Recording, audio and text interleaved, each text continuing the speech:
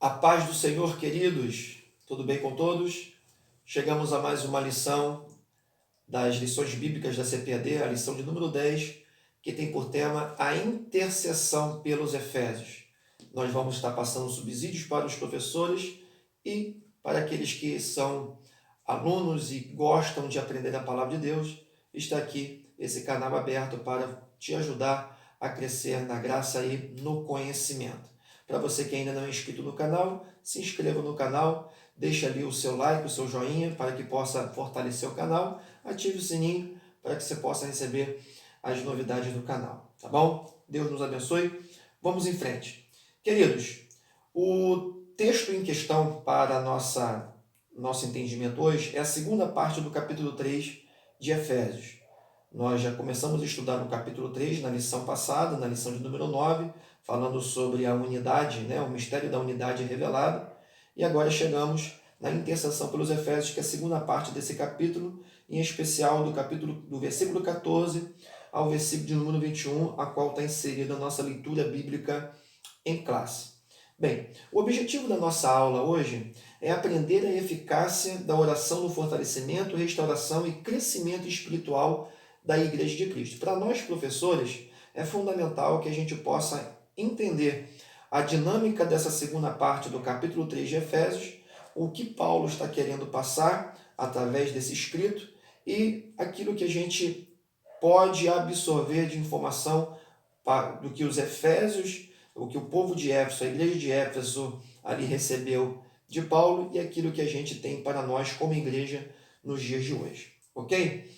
Então, o primeiro tópico, a gente vai falar na nossa revista sobre corroborados com o poder do Espírito. Paulo ele começa o versículo 14 dizendo que está se colocando de joelhos perante o Pai de nosso Senhor Jesus Cristo, de qual toda a família nos céus e na terra recebe o nome.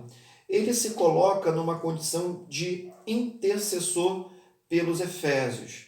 Paulo está mostrando agora que havia uma necessidade de interceder a Deus pela igreja de Éfeso. E ele segue dizendo que, no primeiro tópico, vem falar sobre as riquezas de sua glória.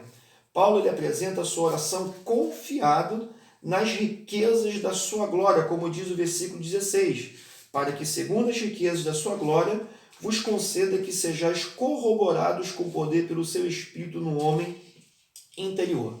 É importante a gente ressaltar que Paulo não estava dizendo que aquela igreja não tinha um Espírito. Paulo não estava dizendo que aquela igreja não tinha poder. Na verdade, ele estava pedindo a Deus para que pudesse corroborar, para que pudesse manter ainda mais, derramar ainda mais poder do Espírito sobre a igreja de Éfeso. Por isso, corroborados com o poder do Espírito. O segundo subtópico, fortalecidos com poder, mostra claramente, ainda dentro do versículo 16, que o homem interior, ou seja,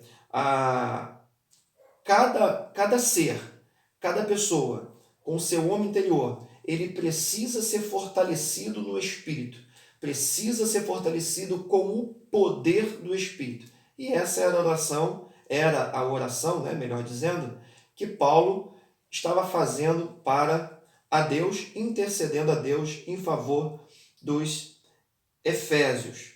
E ele continua dizendo para que Cristo habite pela fé no vosso coração, a fim de que, estando arraigados e fundados em amor, possais perfeitamente compreender com todos os santos a largura, o comprimento, a altura e a profundidade. Ou seja, Paulo, ele agora, nessa oração, ele pede para que Cristo possa habitar pela fé no coração da igreja de Éfeso, dos crentes ali em Éfeso, e eles pudessem ser arraigados e fundados em amor. O que é arraigado?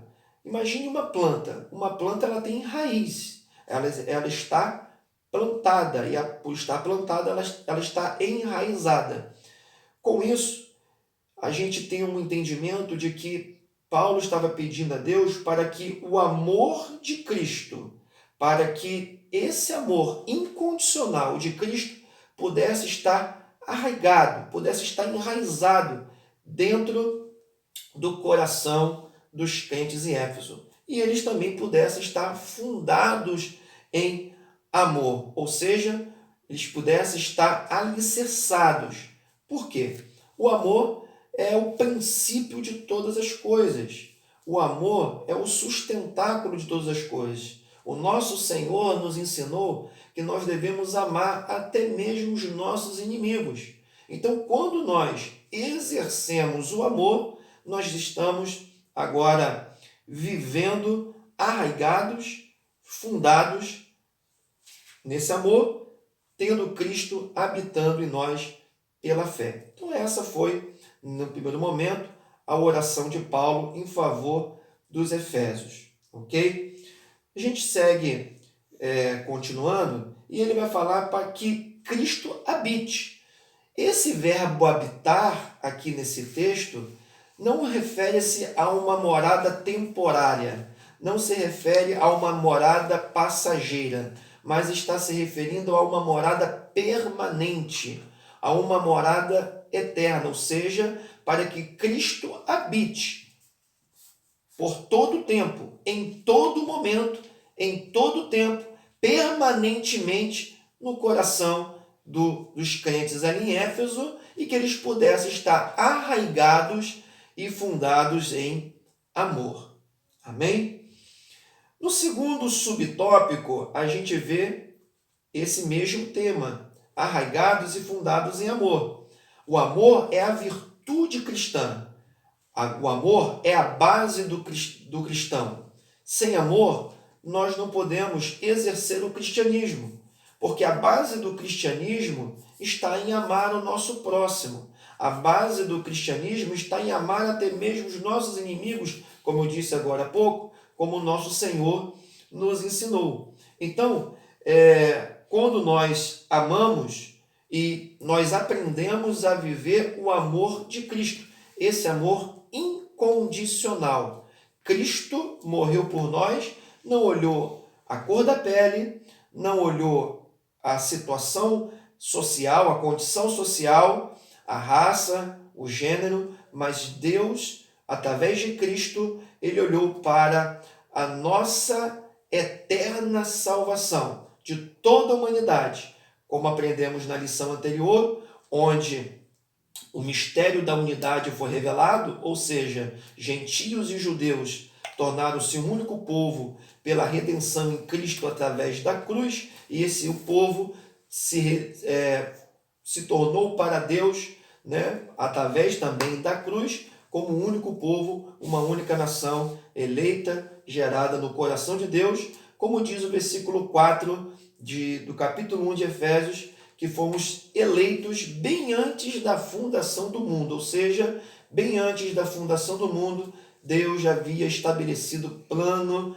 de salvação. Então a oração que Paulo faz em favor dos Efésios é que esse amor, o amor de Cristo, esse amor incondicional, pudesse ser uma virtude cristã na vida dos crentes ali em Éfeso, ok? Por isso eles deveriam estar arraigados e fundados nesse amor.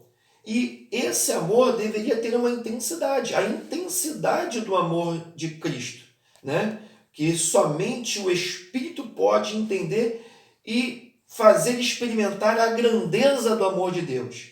Quem vive esse amor experimenta por intermédio do Espírito essa grandeza do amor. Por isso que nós falamos e ensinamos que quando uma pessoa ela entrega a sua vida para Cristo, algo novo acontece. A pessoa recebe o Espírito Santo. Ela agora é justificada por Jesus Cristo. Ela agora passa a ter direito à vida eterna. Porque, como diz lá em João, no capítulo 1 e versículo 12, mas a todos quanto o receberam, deu-lhes o poder de serem feitos filhos de Deus. Receberam a quem? Todos aqueles que receberam a Jesus como suficiente Salvador da sua vida. Nós vamos entender, até mesmo Jesus falando ali no texto áureo da Bíblia, João 3, 16, que Deus amou o mundo de tal maneira que deu o seu único Filho para que todo aquele que nele crê não pereça, mas tenha a vida eterna. Ok? Então, a salvação ela está condicionada para todos os homens, mas nem todos os homens serão salvos. Por quê? Porque precisam ter um compromisso com Cristo. E a oração que Paulo faz para os Efésios, para Deus em favor dos Efésios, é que eles possam viver esse amor de Cristo inteiramente, incondicionalmente, para viver experiências que a gente vai ver agora. Que experiências são essas? Bênçãos de Deus que excede o pensamento humano. Ou seja, a dimensão das bênçãos divinas, como diz aqui o versículo de número 19, conhecer o amor de Cristo que excede todo entendimento para que sejais tomado de toda a plenitude de Deus.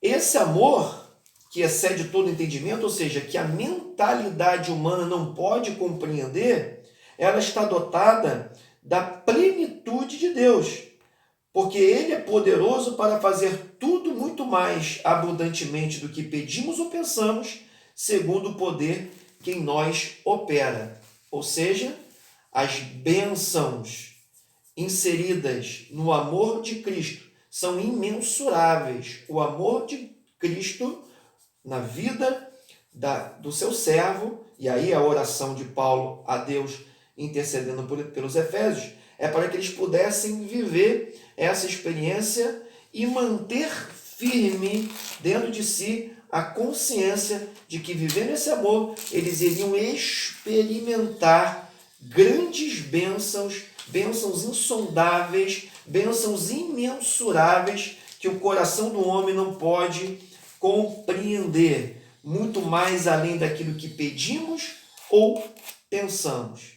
Paulo está nos ensinando de que Deus ele é suficientemente capaz de fazer tudo. Para Deus não há limites. O versículo de número 21 vem fazer um convite para a adoração. A Ele seja a glória na igreja, por Jesus Cristo, em todas as gerações, para todos sempre. Amém. Então, é feito um convite para a adoração. Ele encerra esse capítulo convidando para adorar a Deus, cuja glória é devida na igreja por Jesus Cristo. A glória na igreja é devida por intermédio de Jesus Cristo. Então, que em todo tempo, você e eu, servos do Senhor, assim como Paulo intercedeu a Deus pelos Efésios, possamos também interceder uns aos outros, pedindo a graça de Deus, pedindo a sabedoria do alto, para que possamos viver esse amor e possamos entender que a glória pertence a Ele e, junto com os nossos irmãos, podemos adorar ao nome do Senhor, porque só Ele é digno de toda a honra e de toda a glória. Amém? Que Deus possa abençoar os irmãos, que o ensino da palavra de Deus possa estar firme no coração de cada um dos professores, dos alunos, e que possamos crescer vivos na presença de Deus. Amém? Deus abençoe a cada um, em nome de Jesus.